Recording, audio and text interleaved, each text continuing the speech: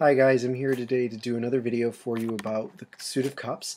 Today we're going to be talking about the Six of Cups, which is one of my favorite cards, for good reason.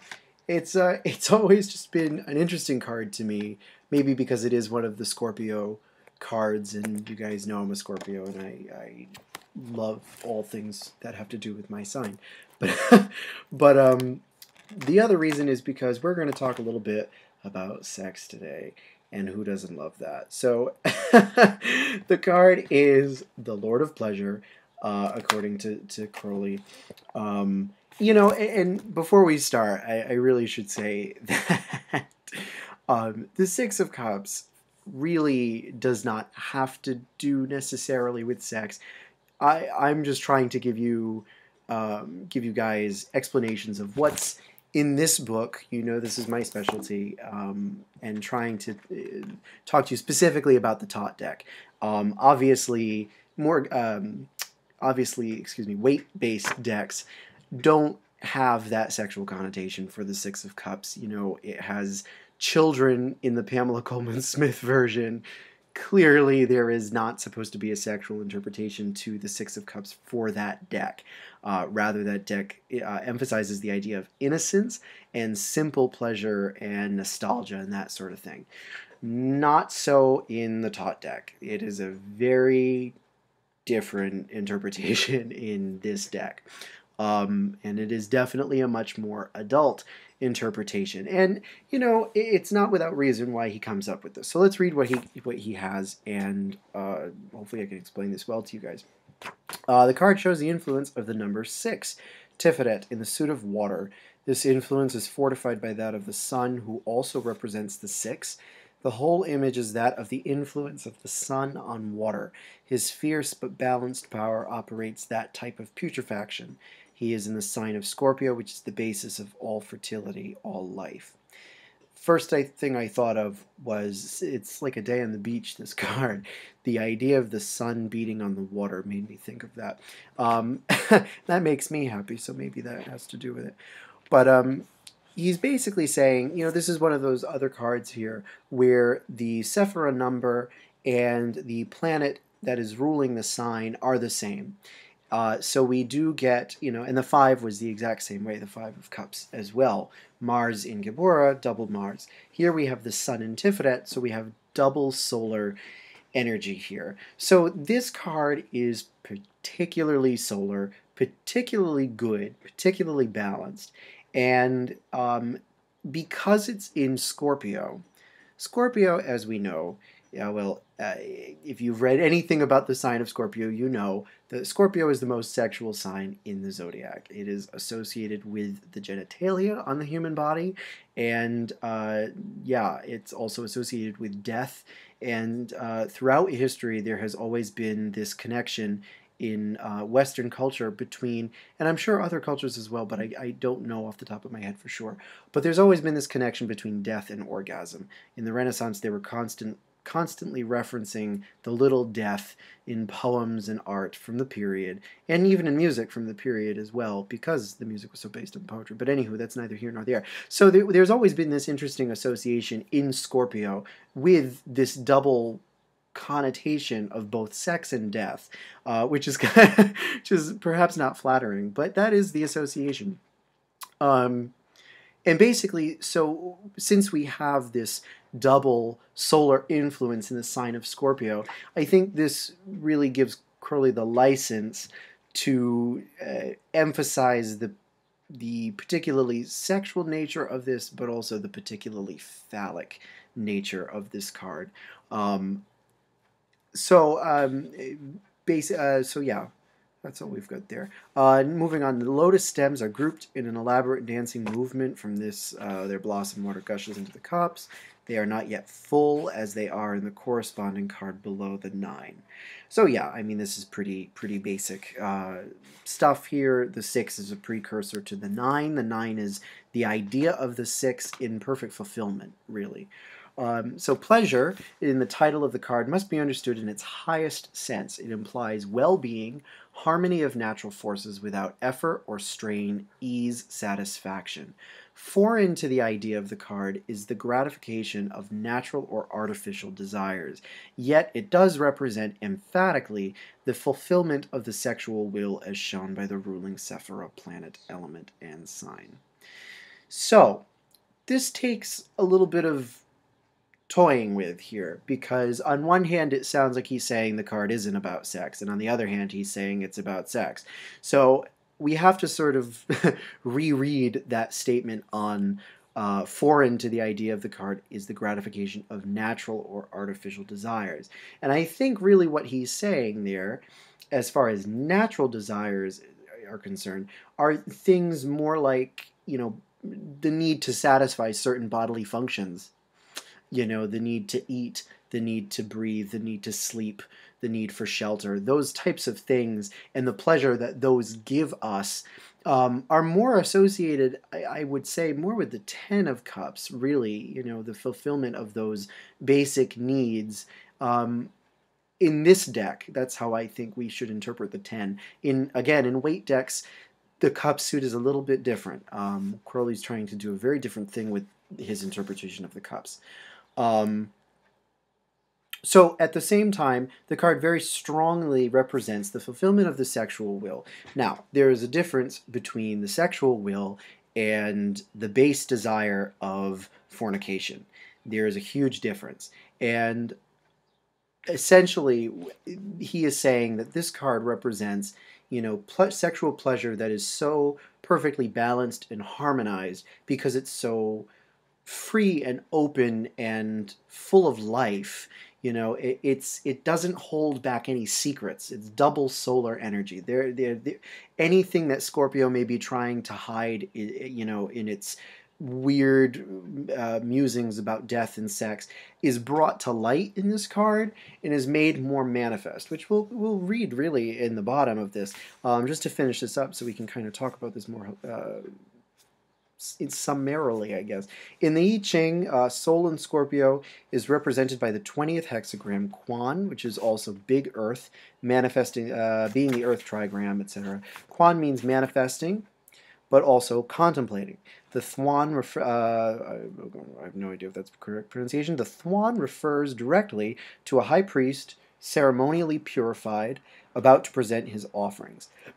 The idea of pleasure, putrefaction as a sacrament, is therefore implicit in this hexagram as in this card, while the comments on the separate lines by the Duke of Chow indicate the analytical value of this and the analytical value of this Eucharist.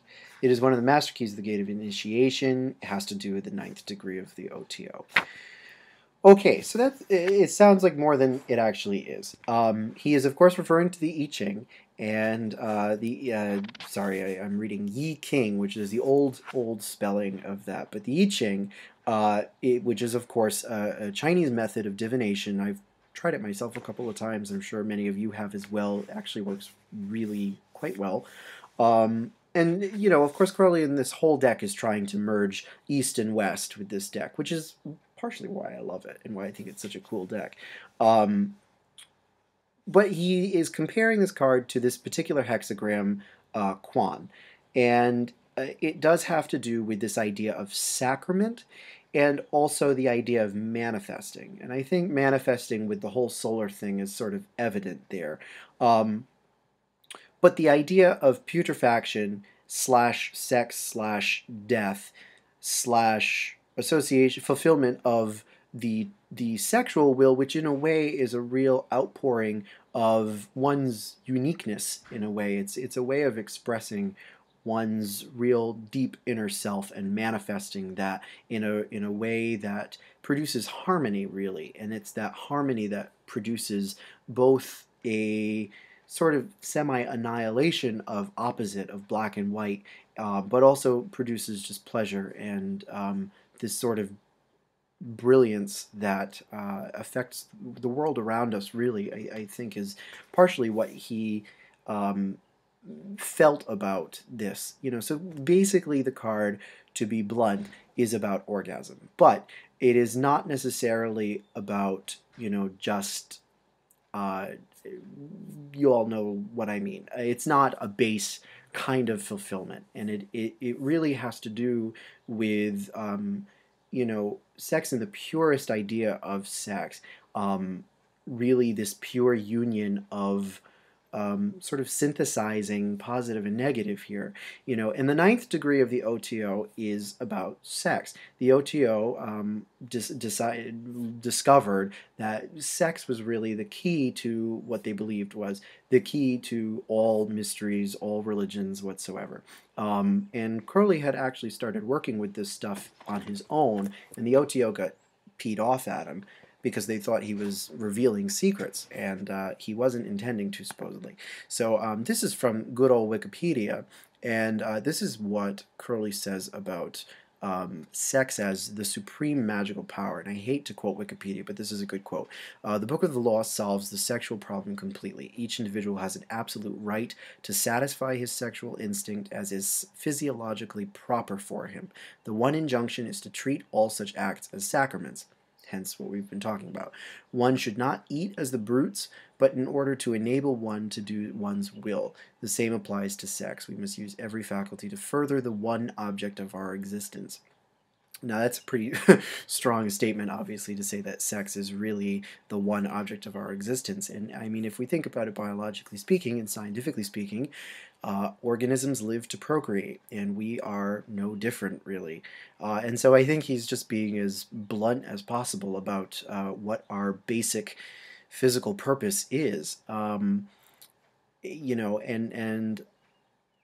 I don't know. It's a curious little passage, but the idea is that sex should be used to fulfill one's will, to produce some sort of magical result, to produce something that is of value to yourself or the world. I think is what he's getting at. As opposed to just doing it for the sake of doing it. There's a huge difference, is what he's saying. So it's an interesting thing, and it's a very interesting card as well.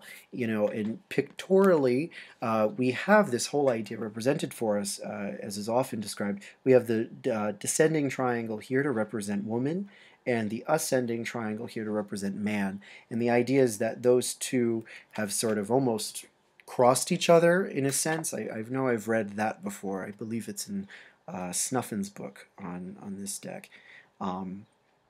But we do get that idea of the two sexes in harmony with each other in this card. So for the Thoth deck, when you get this card, it does represent a very pure form of pleasure, but it's a pleasure that is really near and dear to the person's heart in some way. You can interpret this card in the more traditional weight sense as a card of nostalgia, because Scorpio is also a nostalgic sign, and having to do with death can have to do with the past, but I usually find that with this card and how I like to interpret this card is more with a sort of sexual idea behind it, because there are lots of cards in the Thoth suit of cups that represent general pleasure, like the Three of Cups, even the Nine of Cups in some ways.